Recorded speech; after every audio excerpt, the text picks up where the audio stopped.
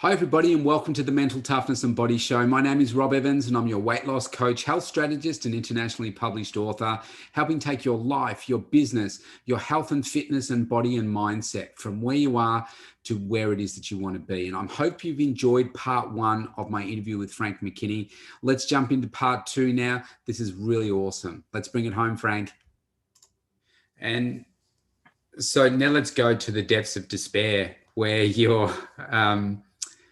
maybe you've in the vomit zone and you're just so hot and you want to pull out. I'm sure that goes through your mind a number of times throughout the race. I can see you've just taken yourself back there right now. What do you do to keep moving forward? You know, the first year was the hardest because I didn't know there was life after death. You know, I just didn't know that. And now I do know that. And my coach kind of had me on I think it was not a great strategy. She had me running we'll call 8-2s. So you're running 8, walking 2, running 8, walking 2. That was the year that we saw 136 degrees on our car thermometer. I should have been walking 8 and running 2. I blew up when I got to mile 42. I was crying, sobbing in this there was another little hotel at mile 42 at checkpoint. And I turned to my wife and I just remember saying, "This is so hard," with tears coming down my face. I ended up getting back out there. I walked to the 50th mile, which was at about 4,000 feet, and I collapsed again. Like I got in the back of the van. I was overheated. I still had 85 miles to go. Yeah. And you know what? I mean, I walked 80 of those miles. I was not going to quit. And back then, but first year, for the first few years, the cutoff was 60 hours.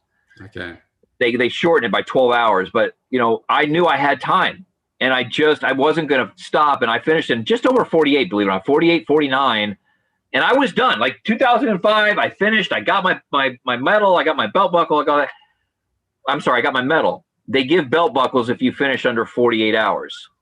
Okay. I missed it by 49 minutes. You know what that is over a period of 2 days? If I would have gone about one American football field further every hour, so 300 feet further every hour, I would have made it under 48. Yeah. So I said, you got to go back. And in 2006, I cut 6 hours off my time. Wow. And each year I was getting faster. My fastest time was 8 hours underneath my first finish time in 2005 was 40 hours and 20 minutes. So anyway. Yeah. Wow. And so when you're in that deepest part where you said, okay, you've got that 85 Ks to go and you walked 80 of them, why did you do it? Why did you not pull out? What drove you to say, I'm going to finish this no matter what? I had the good fortune of people that were coming up to me as I'm laying in the back of the van and, you know, crying or whatever, just encouraging me. And I thrive under like reverse psychology. And my wife knew that. And she said, you know what, Frank, honey, it's so great that you made 50 miles. You know, you really did great. Be proud of the fact you made 50 miles. Not many people can do 50 miles. I'm like, the hell with that. No, we're going to get back out there. So she used reverse psychology to get me back out there.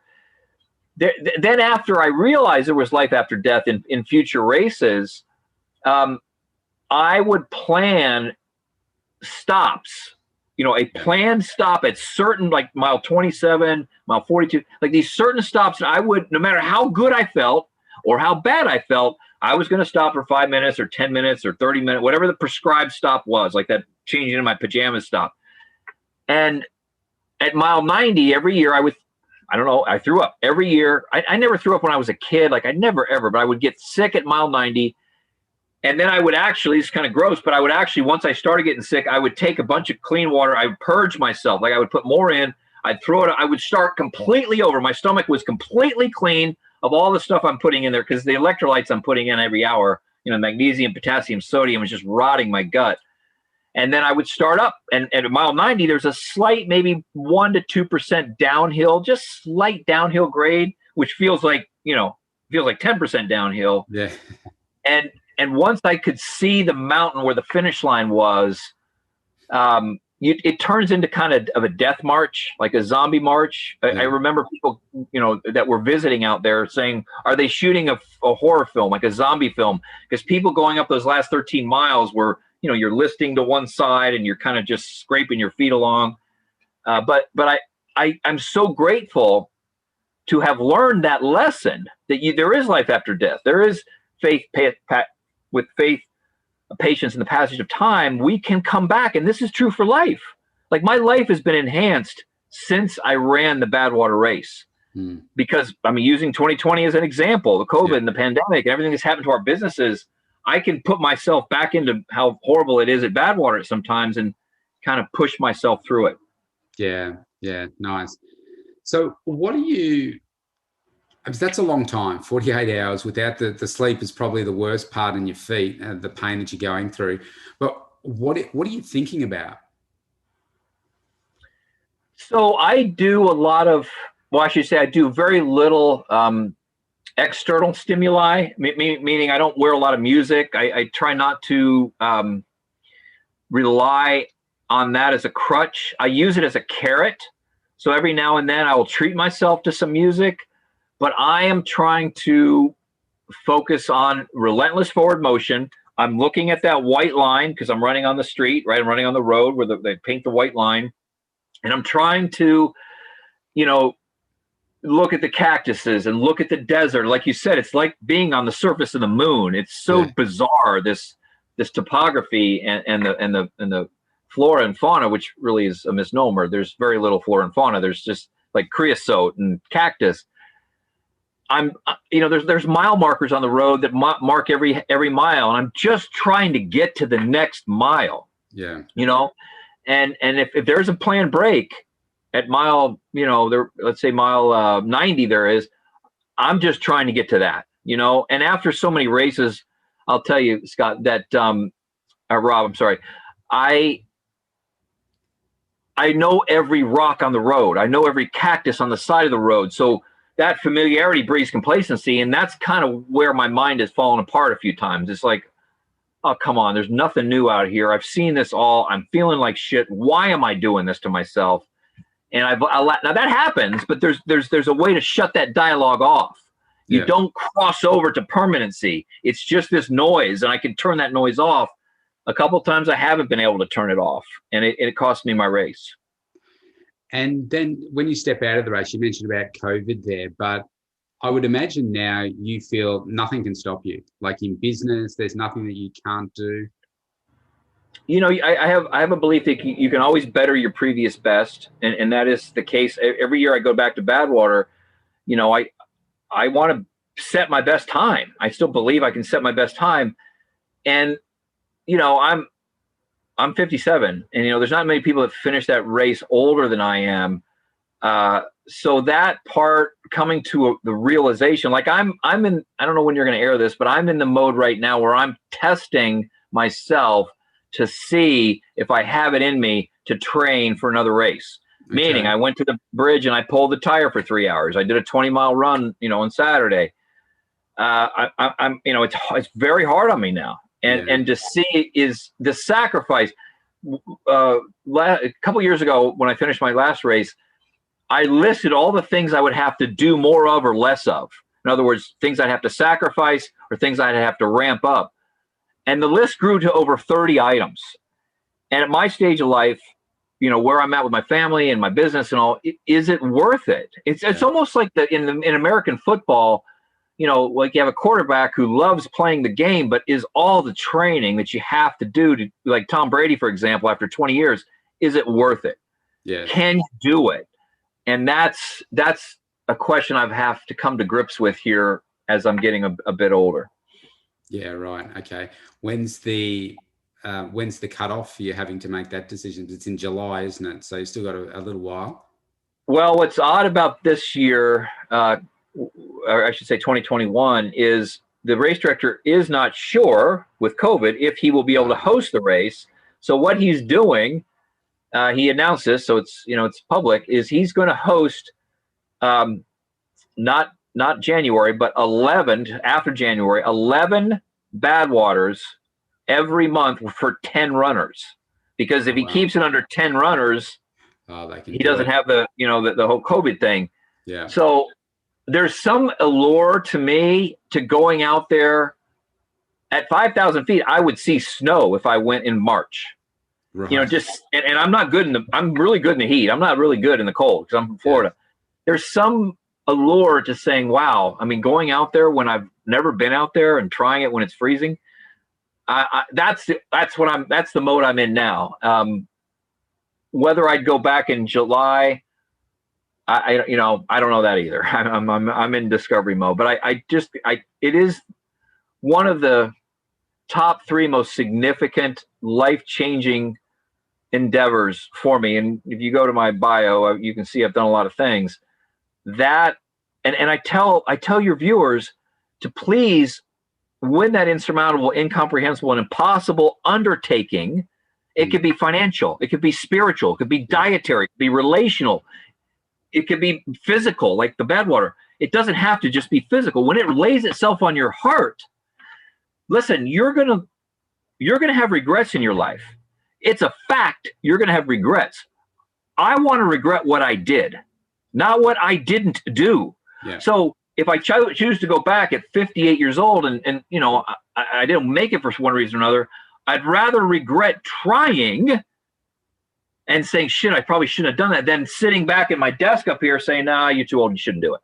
That's what I struggle with. So for those of you who are thinking about starting a new relationship, starting a business, it's a New Year's, getting with Rob and having him coach you, getting on a new diet, you're going to have regrets at the end of your time when you sit in that rocking chair. But you've got to look at the mirror and say, no matter how insurmountable, incomprehensible, and impossible that seems, if it has truly laid itself on your heart, like this race did for me, say yes more than no.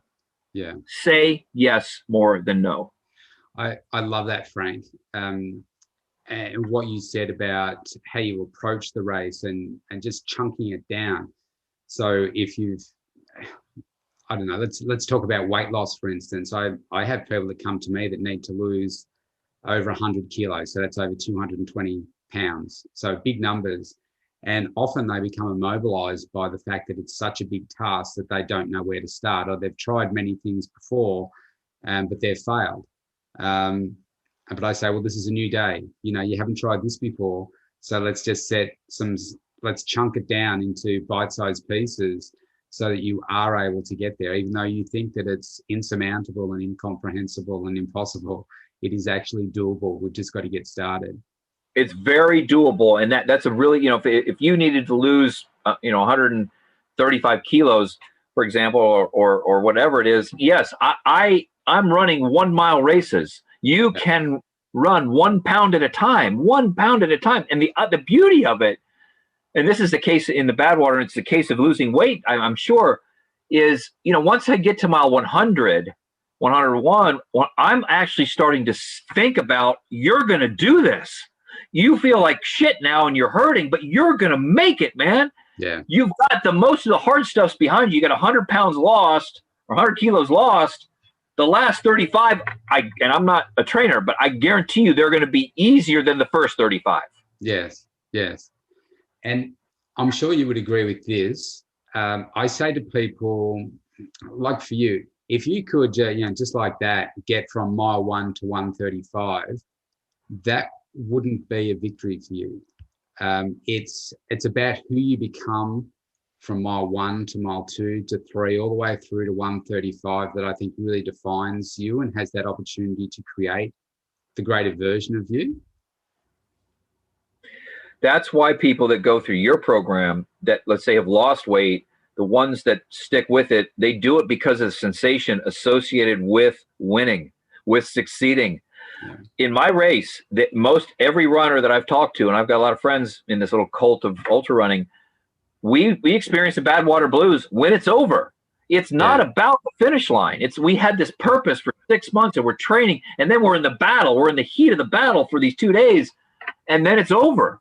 Yeah. I want it back. That's why the people that are in your program, I'm assuming, they want to maintain that feeling. That's why they're not going to blow up and go eat a bunch of donuts. Like I want to maintain this wonderful feeling that I've experienced through success. It's not the mirror that's giving it to you. It's the mental set that says, I did this. I lost this weight. I finished this race.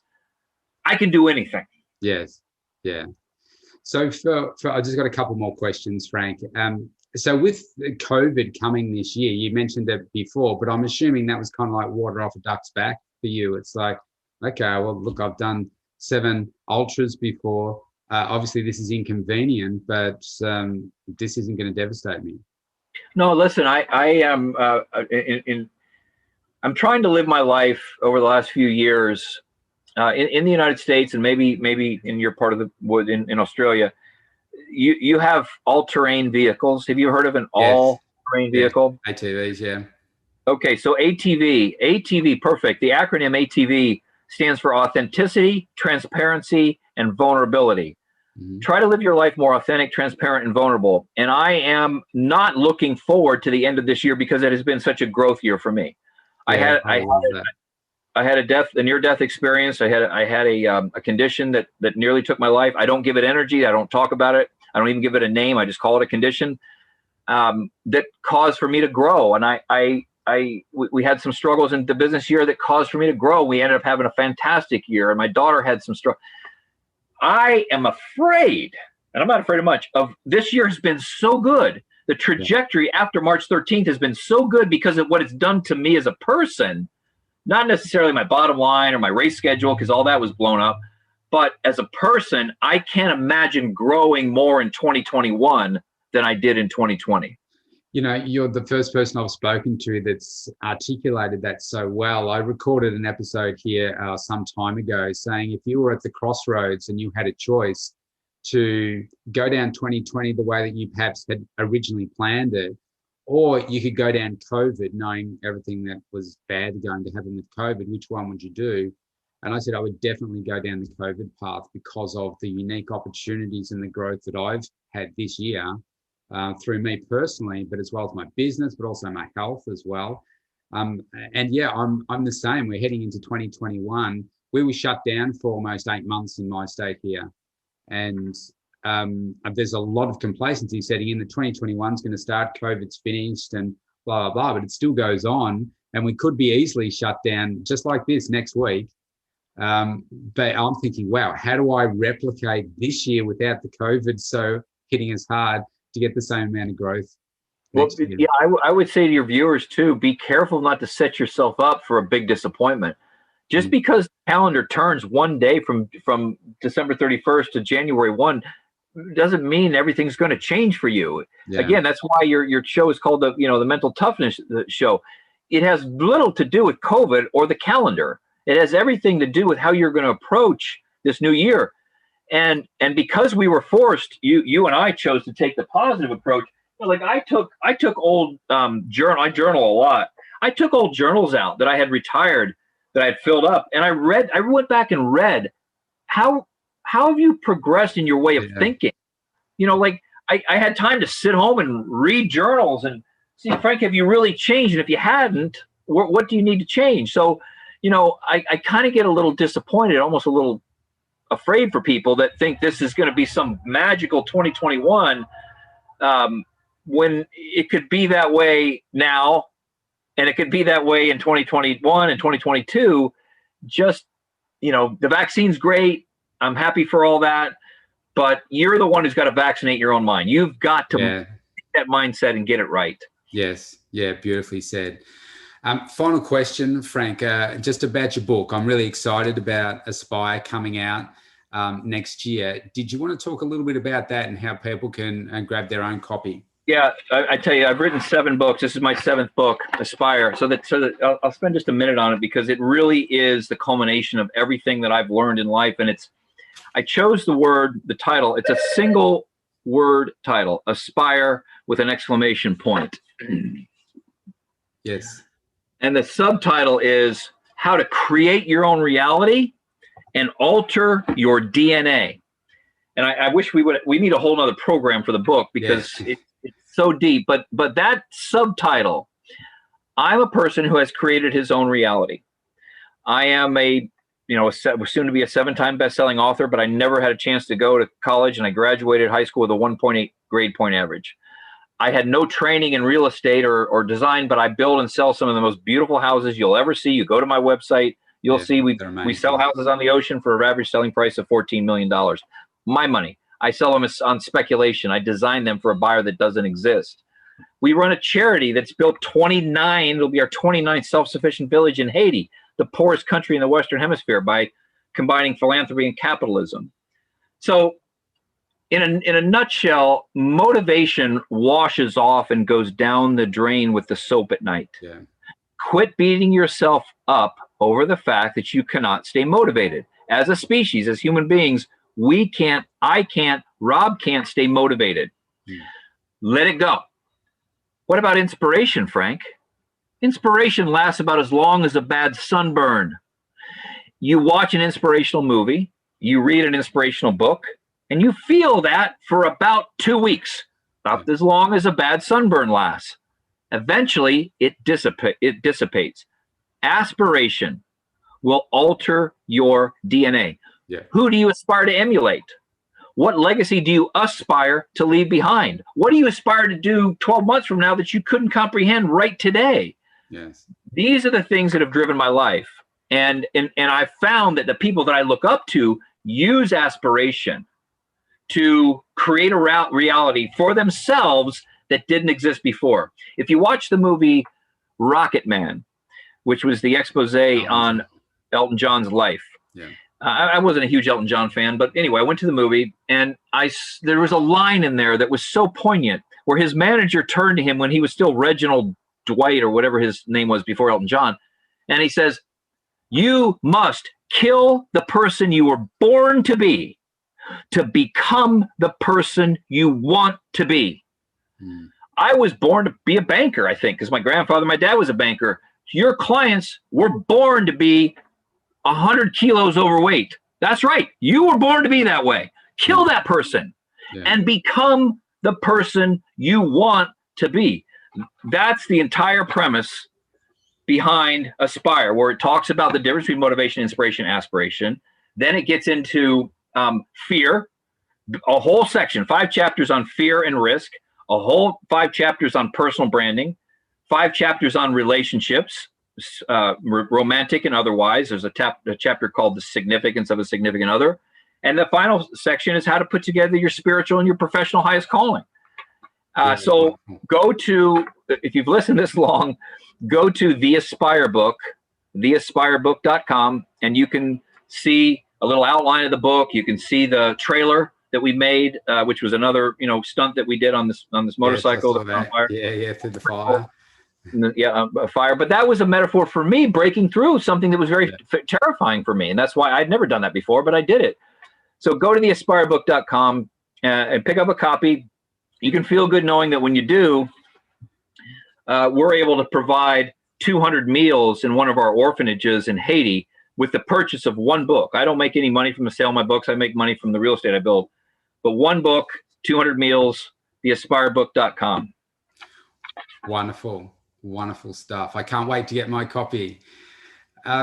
Frank, I want to thank you so much for today. It's been truly remarkable talking to you. We could speak for hours about this. I just love how you've created the life that you have. I love the mindset and certainly what you've put yourself through, this mental toughness of the bad waters, and so many of them. And I had tears in my eyes just watching some of the footage. I watched one of the movies yesterday on YouTube, that I think it was the 2016 documentary of the event. I'm like, man, my feet are sore, and I'm sitting here in a nice, comfortable climate and just seeing people go through it. I want to thank you so much for your time today. It's been a privilege speaking with you, an absolute honor. And I wish you all the success. And I feel like I want to come over there and be part of your crew if you're going to go in the next Badwater. Well, when you do go look it up, there's been a number of runners from Australia that have run the race. You should look them up. Okay. And interview them for your show. Yeah, there's been some people come all the way over from Australia, New Zealand. So, yeah, fantastic. Yeah, wonderful. Thanks so much for today, Frank. All right. Bye, everybody.